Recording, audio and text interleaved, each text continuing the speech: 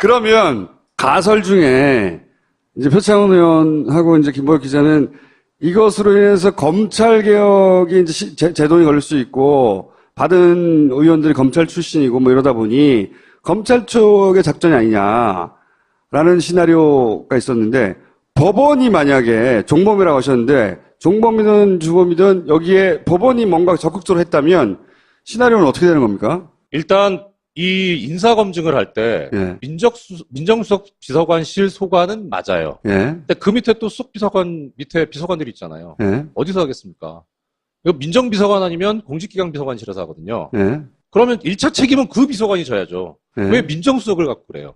예. 그러니까 지금 타겟은 민정수석이에요. 조국이 상징하는 바가 있으니까. 그렇죠. 예. 근데 조국 수석도 그렇고 안경환 법무장관 후보자도 그렇고 직접 관련은 검찰이란 말이에요. 예. 법원하고는 관련이 없죠. 그렇죠. 그럼 법원이 어떤 이익이냐? 민정비서관이나 공직기강 비서관이 아니고 민정수석을 건드리면 그 밑에 법무비서관을 건드릴 수 있어요. 법무비서관. 예, 그럼 법원 담당이거든요. 김영현 비서관.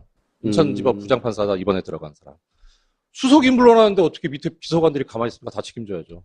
그런 거를 노리는 거라고 생각해요. 가설이. 예. 만약에 법원이 인발부됐다면 법원의 이익이 뭐냐 여기서. 그렇죠.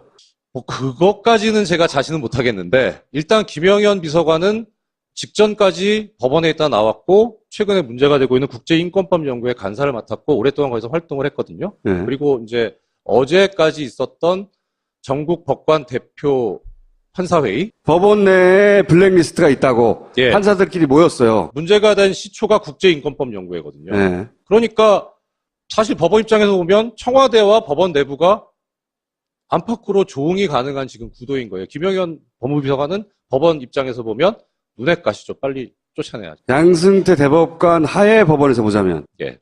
그러니까 법원 내에 동호회가 있어요. 아, 연구회. 공부하는데.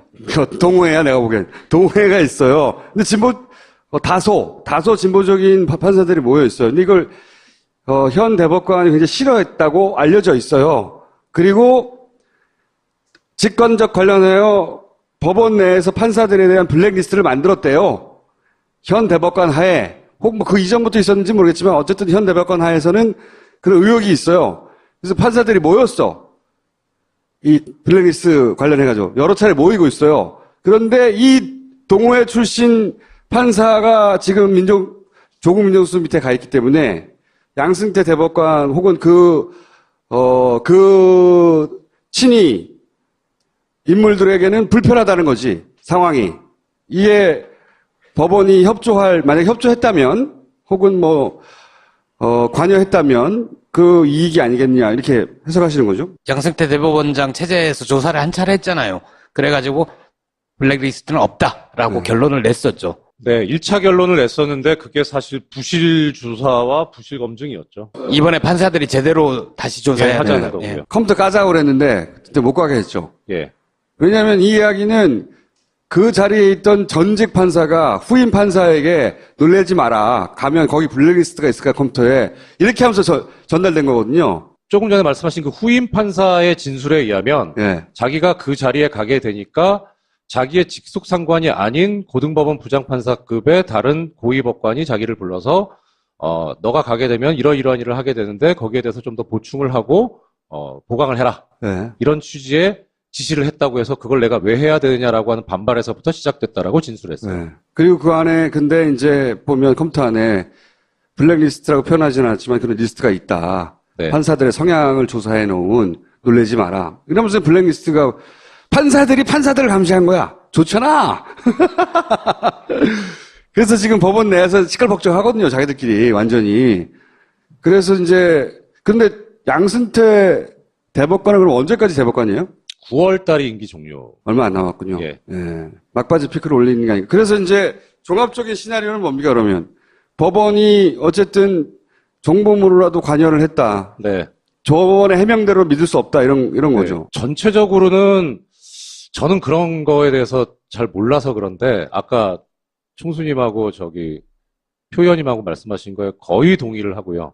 설계자가 따로 있다. 예, 설계자 따로 있고, 수법은 국정원 수법인데, 국정원이 했을 것 같지는 않고, 국정원 이름 걸고 직접 했을까? 이건 모르겠어요, 예, 저도. 그러니까 새 정부가 들어서고 조직에서 장악이 안 된 만한 데가 법무부하고 대검인데 네. 중앙지검까지는 지금 장악이 된 거라고 봐야죠. 그 라인에서 뭐가 이제 뭐 돌출행동이면 돌출행동이고 최소한 두세 정도의 사람이 뭐 모의를 해가지고 하지 않았을까 정도. 그리고 거기에 뭐 일정 정도 언론이나 뭐 자유당도 관련이 돼 있을 거는 같은데 다만 이제 시간은 거의 다 됐고 하나만 말씀드리자면 주광덕 의원은 좀 미워하지 않았으면 좋겠다. 미워하지 않았으면 좋겠다. 네. 주광덕 의원은 그럼 말입니까? 너무 고맙더라고요, 저는. 그분이 진술이 오락가락하니까. 제가 이 자리에서 그런 말씀 드렸던 기억이 있는데, 우리 그 탄핵 때, 네. 김평우 변호사나 서석구 변호사 절대 미워하면 안 된다. 저분들 우리 저 편이다. 동의해요. 그러니까 전체 그림을 모르는 법원의 행정처의 누구, 전체 그림을 모르는 언론사의 누구, 혹은 국회의 누구, 설계자가 이렇게 각각의 필요한 조치를 하였고 주광덕 의원은 본인이 한테 부여된 자신의 일을 한 거예요. 예. 근데 이런 일이 벌어지니까 이거 설명을 해야 되니까. 몇 번 그분 전화 인터뷰하는 걸 계속 들었는데 일관되게 나오는 얘기가 그거예요. 모 언론사에서 그거를 보도하는 것을 보고 마음이 무너져 내렸다 그랬나? 뭐 자기가 한 건 하려고 했는데 미리. 근데 그게 그 목소리가 너무 절실한 거예요. 전 진심이다. 저는 좋습니다. 서로는 모른다. 예, 예. 그런 것 같아요. 그리고 이 사건의 지금 해결의 키는 저는 법원이 쥐고 있을 것 같아요. 그렇죠. 검찰이 만약에 했다고 치든 국정원이 했다고 치든 언론사에서 했다고 치든 진실을 알고 있는 건 법원이겠죠. 진실도 알고 있을 뿐만 아니라 이게 지금 애초에 어떤 그림이었고 이걸 어떻게 헤쳐나가야 되느냐에 대해서 가장 노하우가 없는 데가 법원이에요. 그러니까 건드리면 거긴 나올 거예요. 최소한 이게 그러니까 그야말로 모든 걸 다 양보해서 네. 판결문이 어디서 나왔냐? 어떻게 40년 전 판결문이 나올 수 있냐? 나올 수 있어요. 네. 그러니까 판결문은 영구 보존이에요. 그 네. 문서 보존 규칙상. 그러니까 어느 근데 법원에서 개별 법원에서 보관을 하거든요. 그러니까 이 사건 같으면 서울 가정법원의 창고에 있어요. 네. 이만한 책으로. 네. 그러니까 판결 일자만 나오면 그걸 가지고 뒤져서 꺼낼 수가 있어요. 6분 만에는 안 되죠. 그건 뭐 6분만 아니죠. 네. 그러면은 애시당초 뭔가 작업이 있었을 때는 서울 가정법원에서 그 판결을 찾아낸 실무자가 있을 거예요. 네. 당연히 지금 떨고 있을 거예요. 왜냐하면 이게 뭐냐면 지금 법원행정처도 그렇고 다른 데서도 그렇고 문제를 안 삼고 있는데 제가 보는 가장 큰 문제는 시초기도 하지만 비실명화된 거를 내줘야 되는데 왜 실명화된 걸 내줬냐 이것도 문제인데 더 큰 거는 이게 지금 민사 판결도 아니고 형사 판결도 아니고 가사 판결이거든요. 네. 가사소송법에 명백한 규정이 있어요. 이 경우에는 당사자나 이해관계에 있는 제3자만 신청할 수 있고 그렇게 신청해서 발급이 되면 이게 당사자나 이해관계에 있는 제3자의 신청에 의해서 나갔다는 것을 법원 사무관이 기명날이 나게 돼 있어요. 판결문에다가. 그래서 그 교통방송 6시 프로그램에서 주광덕 의원 인터뷰할 때 물어봤어요. 이거 있냐고. 그러니까 없다. 그럼 그 절차대로 안 나간 거예요. 오호! 이게 어떤 문제가 생길 수 있냐? 가사소송법 위반에다가 공무상 비밀 누설이 될 수도 있어요. 어쨌든 제가 보기에는 법원이 주도했다고는 저도 절대 생각하지 않는 게. 예, 저도 처음에 그럴 것 같았는데 그러기에는 아까 총수님 말씀이 맞아요. 네. 그렇게 간이 크지 않아요. 간도 크지 않고 치밀하지도 않고. 예. 네. 이거 굉장히 공세적인 공작이거든요, 실제. 맞아요. 파장을 완전 크게 일으켜서 정권을 곤란하게 만들고 후보자를 날려버리고 야당을 들고 일어나게 하는 굉장히 적극적인 작전이에요. 이거를 저는 법원이 했다고 생각하지 않습니다, 절대. 예. 법원은 조력자가 된 건데 그게 얼마나 큰 일인지 모른 채 조력자가 됐을 수도 있어요. 그렇죠. 예. 그리고 맞아요. 설계자는 점조직을 운영을 했다. 각각은 서로 모르는.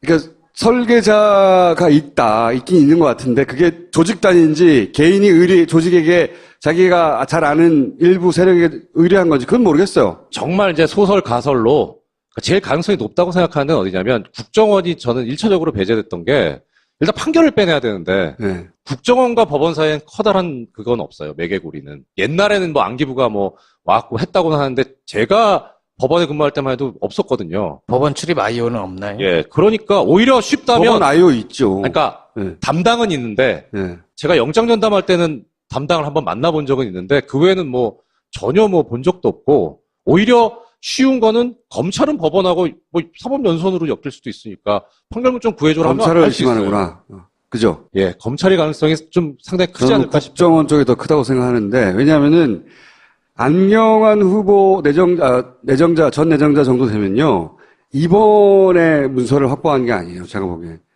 국공립대학의 교수, 이 정도 지명도였으면 진작에 확보하고 있었다. 진작에.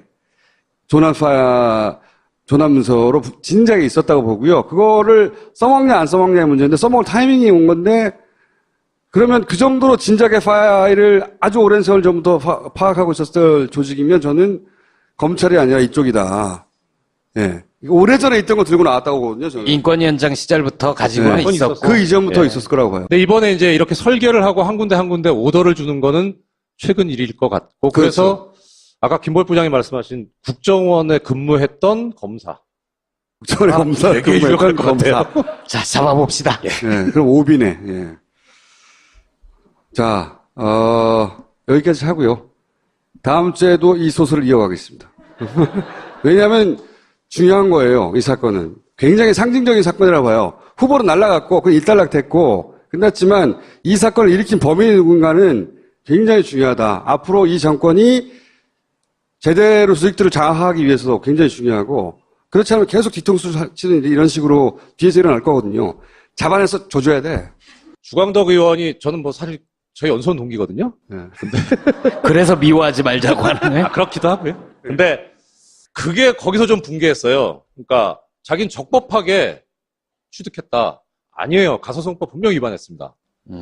그런데 왜 제가 붕괴했었냐면 뭐 그동안에 그것이 국회에서 이런 절차를 거치지 않았다는 거에 대해서 관례다. 뭐 그것도 그럴 수 있어요. 그런데 이번에 그쪽에서 명분을 삼았던 게 법무부 장관 후보자를 날리면서 법무부 장관이란 자리가 법을 집행하는 곳의 최고 수장인데 어떻게 법을 어긴 사람이 법무부 장관이 될 수 있느냐라는 얘기를 했어요. 네. 그 얘기를 딱 들으니까 아니 그럼 니네들은 그렇지, 법을 만드는 사람들인데 왜 법을 어겨서 자료를 취득하냐. 이건 명백하게 짚고 넘어가야 되지 않느냐. 그러니까 차라리 내가 잘못했는데 관례였다. 앞으로 안 그러겠다. 이러면 좋은데 아니 내가 뭘 잘못했냐 이렇게 나오니까 너무 적반하장이고 뻔뻔스럽다는 생각이 들었습니다. 두 분이 싸워서 큰 화제가 되길 바라고요.